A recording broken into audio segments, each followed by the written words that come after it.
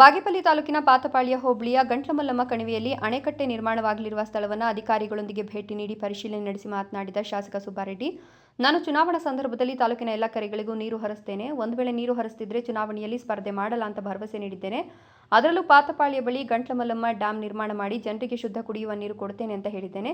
ಇಂದು ಎತ್ತಿನಹೊಳೆ ಯೋಜನೆ ಅಧಿಕಾರಿಗಳು, ಗ್ರಾಮೀಣ ಕುಡಿಯುವ ನೀರು ಮತ್ತು ನೈರ್ಮಲ್ಯ ಇಲಾಖಾ ಅಧಿಕಾರಿಗಳು, ಎಚ್ಎನ್ ವ್ಯಾಲಿ ಯೋಜನೆ ಇಲಾಖಾ ಅಧಿಕಾರಿಗಳು ಹಾಗೂ ಭೂ ಸ್ವಾಧೀನ ಅಧಿಕಾರಿಗಳು ಸ್ಥಳ ಪರಿಶೀಲನೆ ನಡೆಸಿದ್ದೇವೆ ಎಂದರು.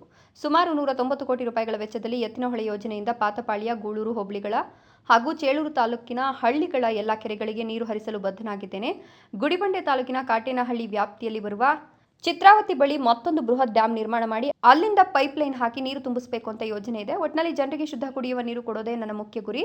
ಇಂತಹ ಬೃಹತ್ ಡ್ಯಾಂ ಕಾಮಗಾರಿ ನಿರ್ಮಾಣ ಮಾಡಲು ರೈತರು ಡ್ಯಾಂಗೆ ಒಳಪಟ್ಟಿರುವ ತಮ್ಮ ಜಮೀನು ಸ್ವಯಂ ಪ್ರೇರಣೆಯಿಂದ ಬಿಟ್ಟುಕೊಡಬೇಕು. ಈಗಾಗಲೇ ಹಲವು ರೈತರು ತಮ್ಮ ಜಮೀನು ಬಿಟ್ಟುಕೊಡಲು ಸಿದ್ಧರಾಗಿದ್ದಾರೆ ಎಂದರು.